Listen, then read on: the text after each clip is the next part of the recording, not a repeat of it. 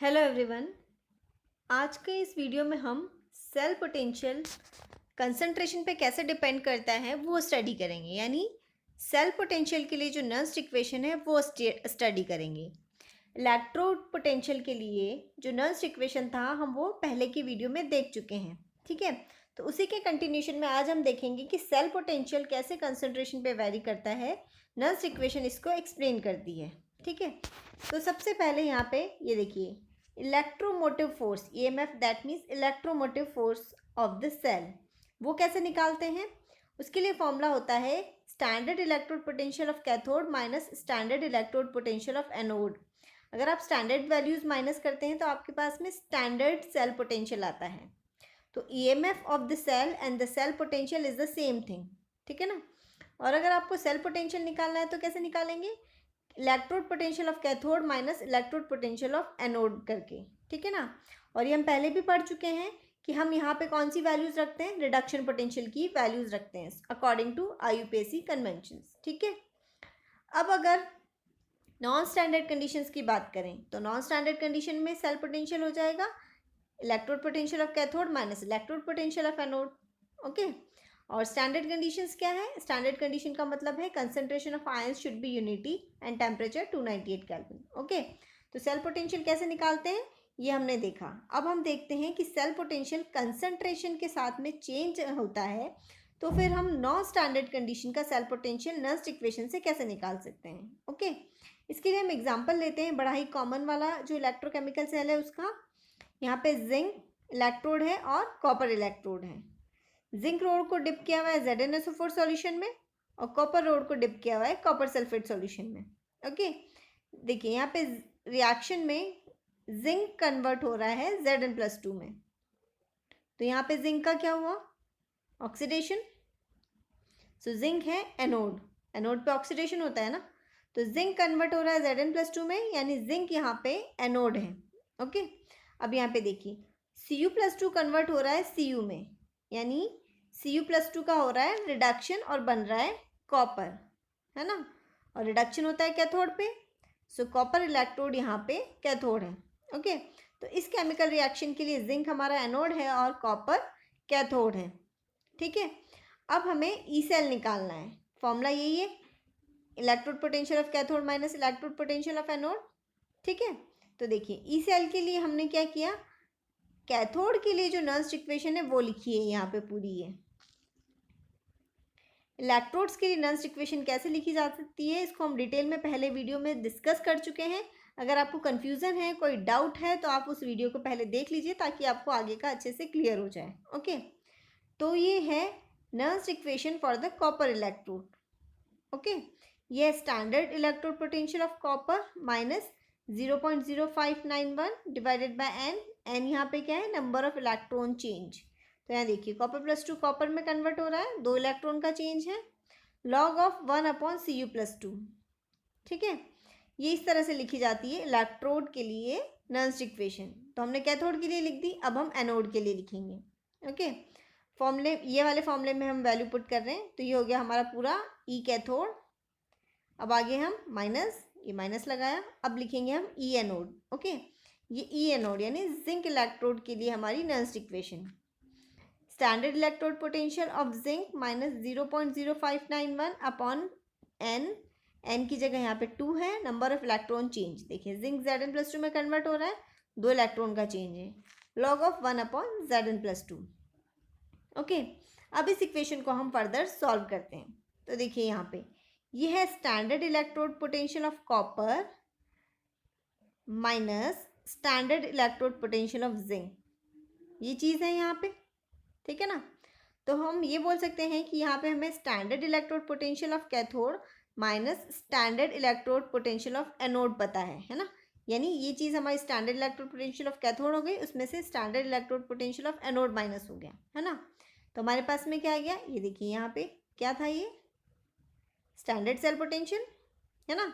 तो हमने इस और इस वाले वैल्यू की जगह पे लिख दिया स्टैंडर्ड सेल पोटेंशियल।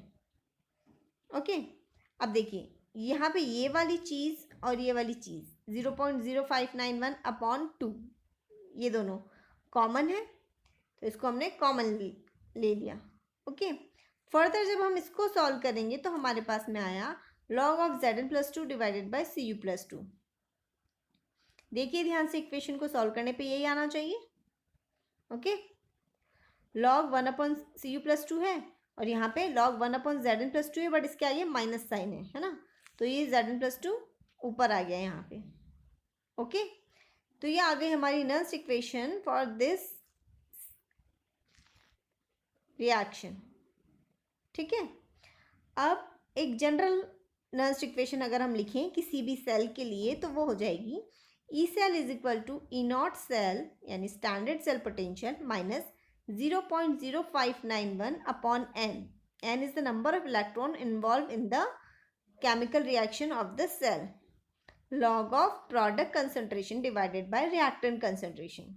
ठीक है, देखिए यहाँ पे इस रिएक्शन को देखिए, यहाँ पे Zn+2 प्रोडक्ट में था, यहाँ Zn+2 ऊपर है, Cu+2 रिएक्टेंट में था, Cu+2 नीचे है। ठीक है, जिंक और कॉपर को नहीं लिखा गया बिकॉज दीज आर सॉलिड्स और सॉलिड्स की मोलर कंसंट्रेशन 1 होती है। ठीक है, तो आप जब नॉन स्टिक इक्वेशन सॉल्व करेंगे आपको कोई सॉलिड मिलेगा तो आप उसको नहीं लिखेंगे बिकॉज उसकी मोलर कंसंट्रेशन 1 होती है, तो 1 को आप सॉल्व करेंगे तो यही वैल्यू इतनी ही आनी है। ओके, अब यहाँ पे देखिए, हम product concentration divided by reactant concentration को क्या बोलते हैं, क्यू यानी रिएक्शन क्वोशिएंट। ये आप पहले 11th में पढ़ चुके हैं। Product concentration divided by reactant concentration is known as Q, that is reaction quotient. ठीक है, तो अगर हमें क्वेश्चन में रिएक्शन क्वोशिएंट पूछे तो हमें यानी ये वाली वैल्यू पूरी पूछी हुई है, product divided by reactant concentration, तो उसको हम ऐसे भी बोल सकते हैं इस पूरे फैक्टर को लॉग क्यू। ठीक है ना।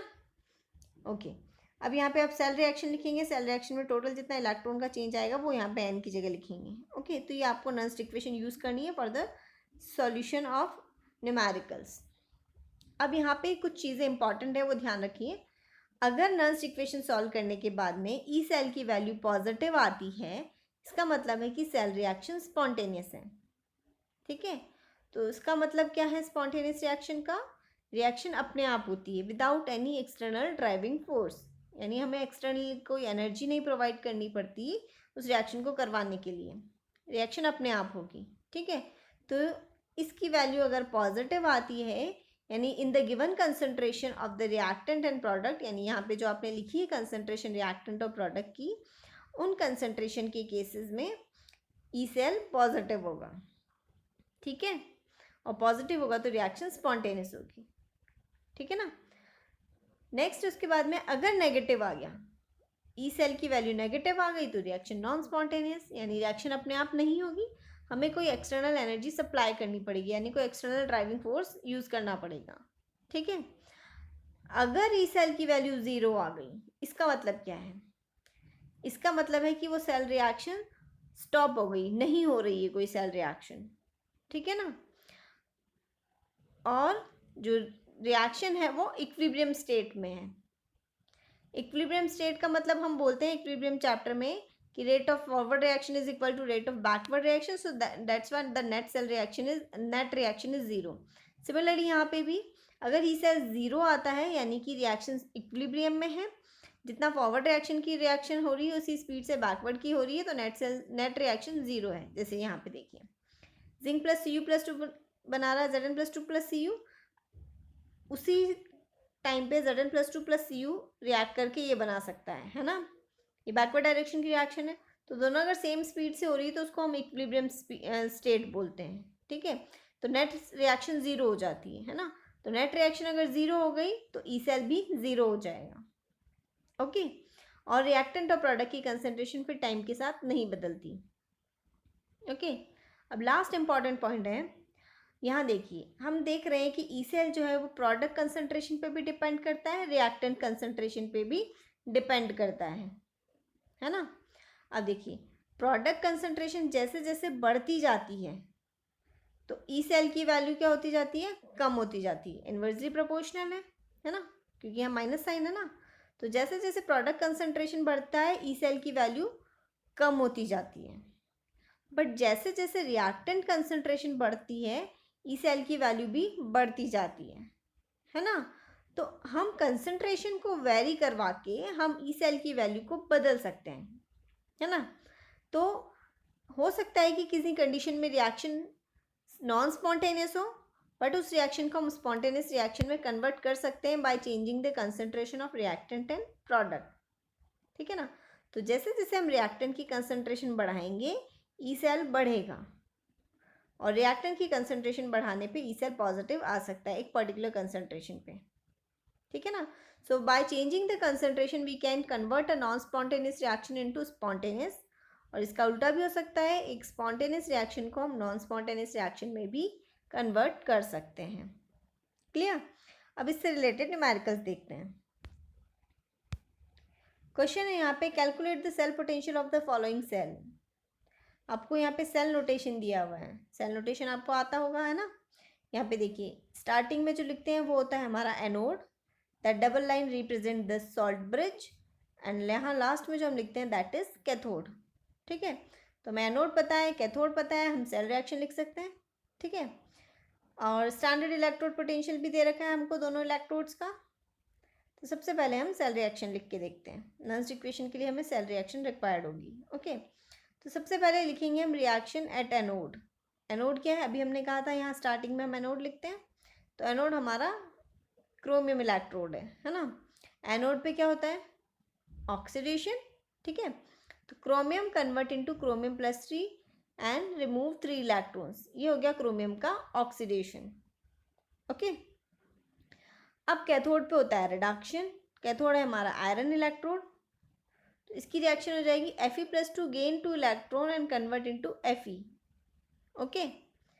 अब दोनों रिएक्शन को अगर हम ऐड करें तो हमारे पास में नेट सेल रिएक्शन आएगी, है ना। तो आपने पहले पढ़ा होगा कि नेट सेल रिएक्शन में हम इलेक्ट्रॉन्स बैलेंस करते हैं, है ना। तो देखिए इस पूरी इक्वेशन को हमको मल्टीप्लाई करना पड़ेगा बाय 2, तो यहाँ टोटल हो जाएंगे 6 इलेक्ट्रॉन, इस पूरी इक्वेशन को हमको मल्टीप्लाई करना पड़ेगा बाय 3, तो यहाँ पे भी हो जाएंगे टोटल इलेक्ट्रॉन 6, है ना। तो दोनों रिएक्शन के जो इलेक्ट्रॉन है वो बैलेंस हो जाएंगे, ओके। ऊपर वाली रिएक्शन में भी 6 इलेक्ट्रॉन्स हो जाएंगे और इस सेकंड वाली रिएक्शन में भी 6 इलेक्ट्रॉन्स हो जाएंगे, है ना। तो अब देखिए फिर हमारे पास में रिएक्शन क्या जाएगी, twice chromium convert into twice Cr+3, है ना। दोनों रिएक्शन को मल्टीप्लाई करने के बाद अगर हम ऐड करते हैं तो फिर हमारी आती है net cell reaction. Net cell reaction में हो जाएगा twice chromium convert into twice Cr+3 and thrice Fe+2 convert into thrice Fe, क्योंकि हमने रिएक्शन को मल्टीप्लाई किया ना इन नंबर से, तो हमारी नेट सेल रिएक्शन ये है, ओके। अब आगे देखते हैं, ये हमने नेट सेल रिएक्शन लिख दी। नेट सेल रिएक्शन लिखने के बाद नॉन इक्वेशन लिखते हैं, ठीक है। नॉन इक्वेशन में हमें चाहिए स्टैंडर्ड सेल पोटेंशियल, तो पहले हम स्टैंडर्ड सेल पोटेंशियल निकाल लेते हैं by standard electrode potential of cathode minus standard electrode potential of anode करके, ओके। तो देखिए आपको कैथोड का दे रखा है स्टैंडर्ड इलेक्ट्रोड पोटेंशियल -0.44, एनोड का दे रखा है -0.74, ठीक है। तो आपके पास में स्टैंडर्ड सेल पोटेंशियल आ गया 0.30 वोल्ट, यानी स्टैंडर्ड कंडीशन में तो ये सेल जो है वो स्पॉन्टेनियस रिएक्शन देता है ना। बट हमें जो कंसंट्रेशन दे रखी है वो आयंस की कुछ और दे रखी है, तो हम देखते हैं उस पर सेल पोटेंशियल कितना आता है। फॉर्मूला ये है, ओके। अभी देखी थी हमने नॉन इक्वेशन, ई सेल हमको निकालना है, ई नॉट हमने निकाला 0.30, 0.0591 अपॉन एन। अब यहाँ पे एन कितना है 6। देखिए अभी यहाँ पे हमने रिएक्शन को बैलेंस किया था इलेक्ट्रॉन्स को, तो 6 इलेक्ट्रॉन्स हुए थे ना बैलेंस होने के बाद, तो यहाँ पे एन की जगह 6 लिखा जाएगा। Log of product concentration divided by reactant concentration. Product क्या है यहाँ पे रिएक्शन का, देखिए Cr+3 and iron, iron solid है, सॉलिड्स की कंसंट्रेशन 1 होती है तो वो हम लिखते नहीं है, है ना। अब यहाँ देखिए Cr+3, स्टाइकियोमेट्रिक कोएफिशिएंट 2 है, वो पावर में चला गया, ओके। अब यहाँ देखिए यहाँ पे क्रोमियम और Fe+2, क्रोमियम सॉलिड है, प्रोडक्ट में क्रोमियम सॉलिड है, उसको यहाँ लिखा नहीं है, फिर Fe+2 लिखा है, पावर 3, स्टाइकियोमेट्रिक कोएफिशिएंट 3 है इसलिए, ओके। इसको फिर हम फर्दर सॉल्व करेंगे, वैल्यू रखेंगे Cr+3 की, देखिए यहाँ दे रखी है 0.01, Fe+2 की भी 0.01, ये वैल्यूज़ यहाँ पुट की, फर्दर इसको सॉल्व किया तो ई सेल आ गया 0.2804, ई सेल पॉजिटिव आया, यानी इस कंसंट्रेशन पे रिएक्शन स्पॉन्टेनियस है, ओके, नेक्स्ट एक और न्यूमेरिकल देखते हैं। A galvanic cell is constructed with Ag plus Ag and Fe plus 3 Fe plus 2 electrodes. Find the concentration of Ag plus at which the EMF of cell is 0 when Fe plus 2 and Fe plus 3 is taken in equimolar concentration. ठीक है, galvanic cell है, बनाया किससे है? Silver electrode और iron की 2 oxidation state है, +2 +3 oxidation state, उससे जो इलेक्ट्रोड बना है उससे। ठीक है, अब हमको वो कंसंट्रेशन पता करनी है Ag प्लस की जब सेल EMF कितना हो जाए? 0 हो जाए। और Fe प्लस 2 और Fe प्लस 3 की हमने कंसंट्रेशन कितनी ली है? इक्विमोलर ली है, यानी बराबर ली है। ओके, और हमें इलेक्ट्रोड पोटेंशियल ऑफ सिल्वर दे रखा है 0.80, electrode potential of that Fe plus 3 Fe plus 2 couple is 0.77 volt. अब हमें यहाँ पे पहले ही देखना होगा एनोड की तरह कौन बिहेव करेगा, कैथोड की तरह कौन बिहेव करेगा, है ना। तो यहाँ स्टैंडर्ड से जो इलेक्ट्रोड पोटेंशियल है वहीं से हम प्रेडिक्ट करेंगे, बिकॉज हमको सेल रिएक्शन नहीं दे रखी, सेल नोटेशन नहीं दे रखा, है ना। तो हम स्टैंडर्ड इलेक्ट्रोड पोटेंशियल से ही प्रेडिक्ट करेंगे। ओके, तो देखिए स्टैंडर्ड इलेक्ट्रोड पोटेंशियल आयरन का है 0.77 और सिल्वर का है 0.80। तो हमने ये पहले भी डिस्कस किया है कि जिसके लिए इलेक्ट्रोड पोटेंशियल की वैल्यू कम हो वो होता है एनोड। तो देखिए इसके लिए इलेक्ट्रोड पोटेंशियल की वैल्यू कम है, ये हो गया एनोड। ओके, सिल्वर हो जाएगा यहाँ पे कैथोड। ओके, अब इस हिसाब से हम रिएक्शन लिखेंगे। एनोड पे होता है oxidation, Fe plus 2 convert into Fe plus 3, oxidation हो गया। कैथोड पे होता है reduction, Ag plus convert into Ag, यहाँ एक ही इलेक्ट्रॉन का चेंज है ना, हमने डायरेक्ट सेल रिएक्शन लिख दी है, हाफ सेल रिएक्शंस नहीं लिखी, यानी एनोड की रिएक्शन अलग कैथोड की रिएक्शन अलग फिर ऐड करना, ऐसा नहीं किया, एक ही इलेक्ट्रॉन का चेंज है, डायरेक्ट भी लिखेंगे तो आसानी से लिख पाएंगे, है ना। तो ये हो गई हमारी नेट सेल रिएक्शन। अब हम लिखेंगे Nernst equation, E cell is equal to E not cell minus 0.0591 n log of product concentration divided by reactant concentration, product Fe plus 3 reactant Fe plus 2 and Ag plus। Okay, अब इसको हम further solve करते हैं। एक electron का change था इसलिए यहाँ 1 है, Fe प्लस 2 और Fe प्लस 3 की कंसनट्रेशन बराबर है तो ये हमारा कैंसिल आउट हो गया। ओके, अब Ag प्लस की हमें कंसनट्रेशन निकालनी है जब सेल EMF कितना हो जाए? 0 हो जाए, तो ई सेल की जगह हमने 0 लिख दिया। Okay, E not cell cathode minus anode करके निकाला, कि कैथोड का पता है हमें, एनोड का भी पता है, तो कैथोड माइनस एनोड किया तो आ गया हमारे पास में 0.03 वोल्ट। ओके, अब इसी इक्वेशन को हमने रीअरेंज किया, ये देखो यहाँ पे Fe प्लस 3 और Fe प्लस 2 तो कैंसिल आउट हो गया था, बचा सिर्फ Ag प्लस, इसको रीअरेंज किया तो हमारे पास में ये आ गया। ओके, इसको फर्दर सॉल्व किया तो हमारे पास में लॉग Ag प्लस की वैल्यू ये आई, है ना। अब हमको एंटी लॉग देखना पड़ेगा, ये वैल्यू माइनस में आ रही है, Ag प्लस की कंसंट्रेशन निकालने के लिए क्या करना पड़ेगा, ये फैक्टर इधर जाएगा तो एंटी लॉग हो जाएगा ना, एंटी, और इसको सॉल्व किया 0.03 अपॉन 0.059, इसको सॉल्व करने पे आया माइनस का 0.5084। ओके, सिल्वर कंसंट्रेशन निकालने के लिए हम लॉग को इधर ले गए तो हमारा हो गया एंटी लॉग ऑफ -0.5084। ओके, अब इसका हमको देखना है एंटी लॉग। ओके, तो उसका एंटीलॉग देखा तो हमारे पास में सिल्वर कंसंट्रेशन इतनी आ गई। एंटीलॉग से रिलेटेड वीडियो ऑलरेडी चैनल पे है, अगर आपको उससे रिलेटेड कोई भी डाउट है तो आप उसे वहाँ से देख सकते हैं। नेक्स्ट इक्वेशन पे जो सेल पोटेंशियल के क्वेश्चंस होते हैं वो हमने डिस्कस किए, आप और न्यूमेरिकल्स कीजिए, प्रैक्टिस करेंगे तो और भी अच्छे से कंसेप्ट क्लियर होगा। अगर आपको वीडियो अच्छा लगा तो लाइक कीजिए, शेयर कीजिए और मेरे चैनल को सब्सक्राइब कीजिए। Thanks for watching.